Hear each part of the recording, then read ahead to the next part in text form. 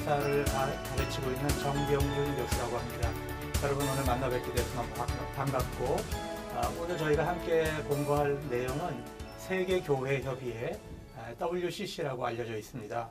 세계교회협의회가 한국교회와 무슨 관련을 맺고 있는가 역사에 대해서 같이 나눠보는 이제 그런 시간을 갖겠습니다. 여러분 우리 그 한국교회 한국 역사 속으로 들어가시면요, 1910년도에 일본 사람들이 한국을 강점할 때에 이제 105인 사건이라고 하는 것을 일으킵니다. 한국에서 이제 민족운동 하시는 분들을 이제 주로 서북 지역의 분들을 잡아서 이제 고문해서 105인을 기소한 사건인데, 사실상 거기에 90명 이상 되는 분들이 기독교인입니다. 그러니까 일본 사람들이 이제 서북 지역에 있는 기독교를 말살할 목적을 가지고 그때 기독교인들을 탄압을 했습니다.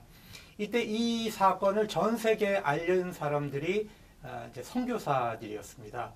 그래서 일본 사람들이 저지른 이 만행이죠. 그 당시에 이제 데라우치 총독을 암살하려고 했다는 음모를 꾸며가지고 그렇게 이제 탄압을 했는데, 그때 이제 YMCA 총무일을 하던 질레트라고 하는 선교사가 그 사실은 이제 전 미국을 중심으로 이제 전 세계 교회에 그것을 알리게 됩니다. 그래서 전 세계의 이제 기독교회가 그 문제를 가지고 일본 정부에다 압력을 넣어서 일본이 결국에는 승복을 하고 이제 105인 관계자들을 풀어줘야만 하는 그런 사건이 있었습니다. 그것은 무슨 일을 의미하냐 하면은, 이 교회라고 하는 것은 한 나라의 조직이 아니라 전 세계적으로 한 몸을 이루고 있습니다. 그래서 기독교에서는 교회를 그리스도의 몸이라고 하는데, 세계의 모든 그리스도의 교회가 한 몸이다라고 하는 그런 신앙을 가지고 있습니다. 그래서 교회 안에는 에큐메니컬 운동, 연합운동을 이제 하게 됩니다. 한국 교회가 이 세계 교회와 공식적으로 관계를 맺은 것은 YMCA라고 하는 조직을 통해서 관계를 맺었는데, 그것은 이제 개인들의 단체였고요. 한국 교회가 이제 하나가 된 사건은 1924년도에 이제 NCC라고 하는 것이 만들어집니다. 그 당시는 조선 예수교 연합 공의회라고 있습니다.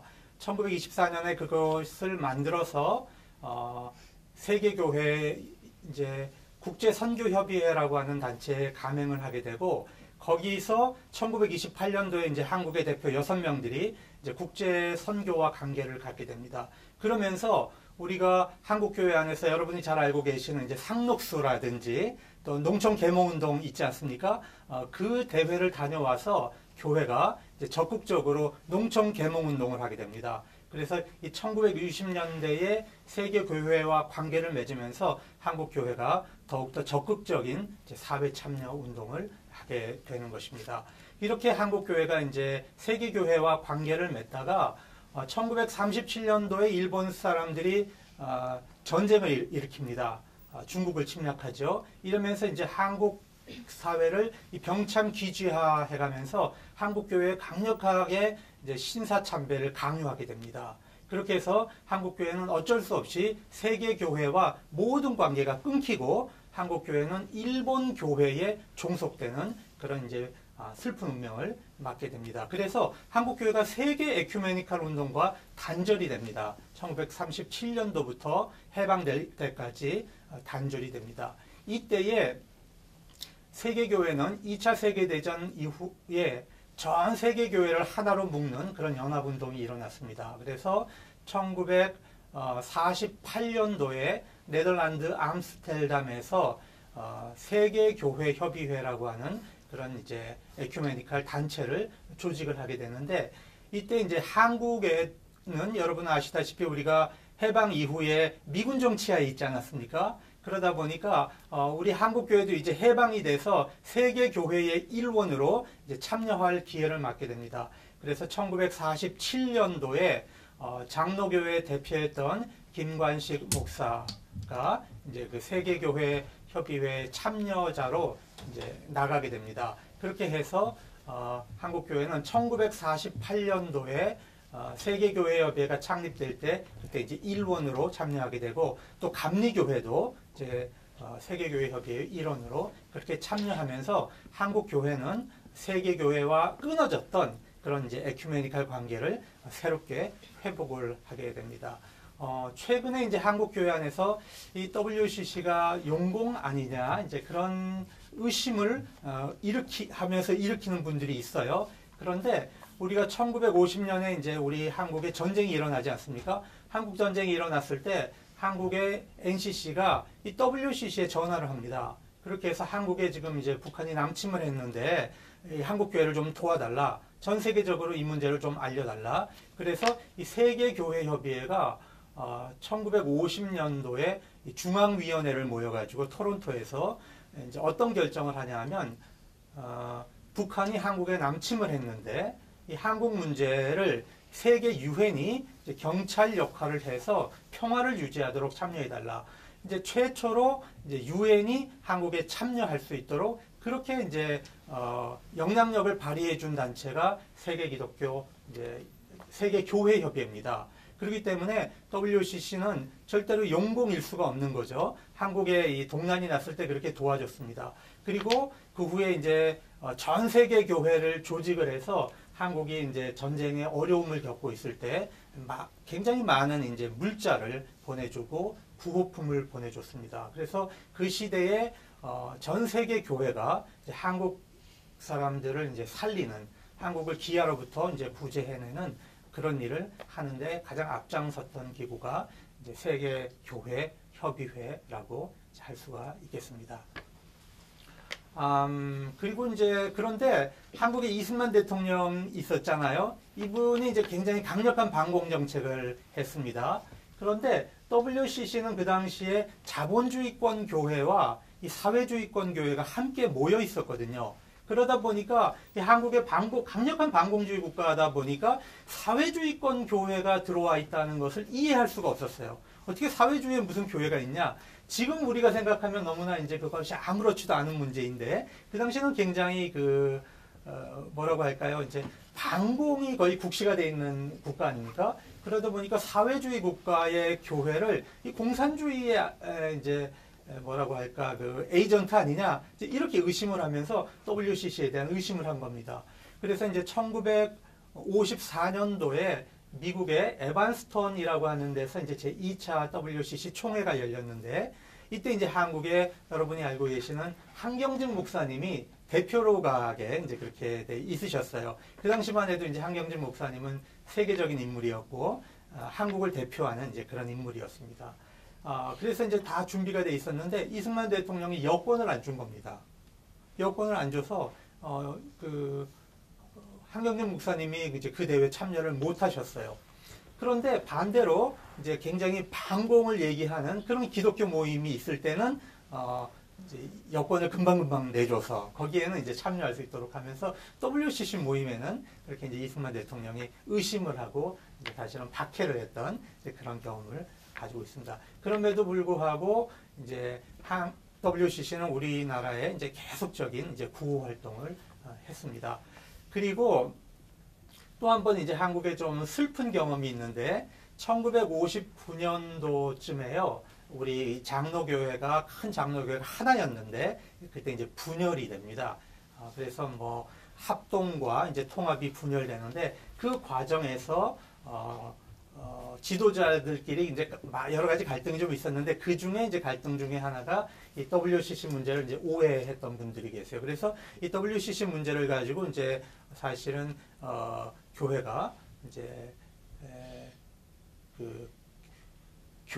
교권적인 갈등이었는데 밖으로 표출되기는 사실 이제 WCC 문제로 표출됐어요. 그래서 교단이 갈라졌습니다. 그래서 장로교 이제 통합 측에서는 교회를 다시 합치기 위해서 WCC 활동을 한 10년간 중지한다. 이제 그렇게 결정을 했습니다. 그래서 통합 측에서 장로교가 이제 오랫동안 참여하지 못했고 그 반면에 이제 감리교와 이제 기독교 장로교는 이제 WCC 안에서 굉장히 열심히 활동을 했습니다. 그래서 그 시기에는 별로 WCC 문제가 한국 사회 안에서 가시화되지를 못했습니다. 그러다가 이제 1970년이 되면서 이제 장로교 통합 측이 다시 WCC에 가입을 하게 됩니다. 그래서 이제 활동을 하는데, 여러분 그때 아시지만 박정희 대통령이 1972년도에 이제 유신을 결정하잖아요. 그리고 1975년도부터 뭐 민청학년 사건 이렇게 해서 인권 문제가, 민주화 인권 문제가 굉장히 이제 심각하게 일어날 때입니다. 그런데 이제 WCC는 굉장히 그 전 세계적인 인권 문제에 관심을 많이 가지고 있었습니다. 60년대는 특별히 이제 흑인 차별 문제를 가지고 이제 흑인의 인권 문제를 돕기 위해서 마틴 루터 킹을 굉장히 이제 서포트했고, 그 다음에 이제 남아프리카 공화국에서는 만델라가 그 당시에 이제 젊었었는데 그때도 이제 많이 서포트를 했습니다. 그리고 우리가 이제 산업사회가 이제 경제 성장을 하다 보니까 그 당시 이제 노동자들의 문제가 또 심각했습니다. 그래서 이제 산업 선교 활동을 하는 것을 WCC가 이제 서포트를 굉장히 적극적으로 합니다. 그렇게 이제 그 민주화 인권 문제를 WCC가 굉장히 서포트를 해서 그 당시에 한국의 개신교회가 보수적인 분들은 이제 보수적인 정권을 또 지지했지만 또 진보적인 분들은 굉장히 민주화 운동에 앞장을 섰었거든요. 그런데 그 모든 재정이라든지 여러 가지 이제 후원을 WCC가 뒤에서 서포트를 해준 겁니다. 그래서 WCC는 한국이 민주화되는데 굉장히 이제 커다란 공헌을 한 것도 사실입니다. 그리고 나서 이제 1980년대로 들어오게 되는데요. 1980년대에는 우리가 이제 광주 민주화 운동 일어나잖아요. 그죠? 그리고 나서 1980년대부터 이제 한국 사회가 이제 서서히 통일 문제가 이제 부각되기 시작을 합니다. 그래서 한국은 그 당시만 해도 통일 얘기를 하면 다 잡혀갔습니다. 그래서 한국에서 통일 문제를 교회가 무슨 그 회의를 하려고 좀 준비를 하면은 기관원들이 와서 다 이제 못하게 하고 막 막고 그랬어요. 그래서 이제 이 통일 문제를 하기 위해서 이 WCC가 이제 일본의 이제 도잔소라고 하는 데서 이제 회의를 주관하고 전 세계 교회를 모아서 한국이 평화적인 통일을 이루는데 이제 도움을 주자, 이렇게 해서 이제 서포트를 했습니다. 그래서 1980년대 중반에 가면 북한에는 이제 조선 기독교도 연맹이라고 하는 것이 있었습니다.